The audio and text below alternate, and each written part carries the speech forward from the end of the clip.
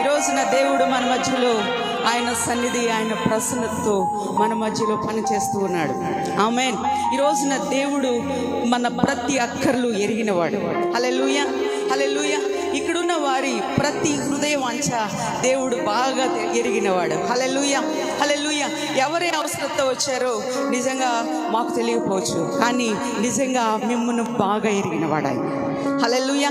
మీ గాయాలు కట్టడానికి, మీ హృదయ వాంఛలు తీర్చడానికి, ఓకే, మీ మీ మీ పరిస్థితి ఏదైనా మార్చడానికి ఆయన మన మధ్యలో పనిచేస్తున్నాడు.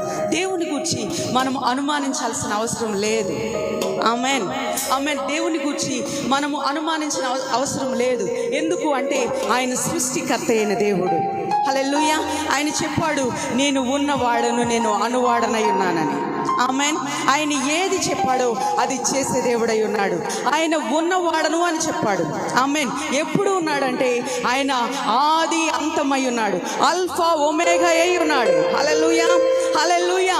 కాబట్టి మనము దేవుని సన్నిధికి వచ్చినప్పుడు, లేకపోతే దేవుని దగ్గర మన అవసరతలు ఆయనకి తెలియవేమో, మన పరిస్థితి ఆయనకి తెలియదేమో అని చాలాసార్లు మనం అనుకుంటూ ఉంటాం. ఆయనకు తెలియకుండా ఏది లేదు. ఆమేన్, ఆమేన్. ఆయనకు తెలియకుండా ఏది లేదు. మన మన మన మన సంగతి అంతా ఆయనకు తెలుసు. హల్లెలూయా. మన అవసరత అంతా ఆయనకు తెలుసు. ఆమేన్, ఆమేన్.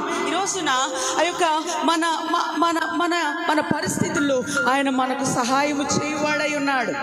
ఆమేన్, ఆమేన్. చాలాసార్లు మనమే ఆయన సిద్ధపరిచింది పొందుకోలేని స్థితిలో ఉంటున్నాం.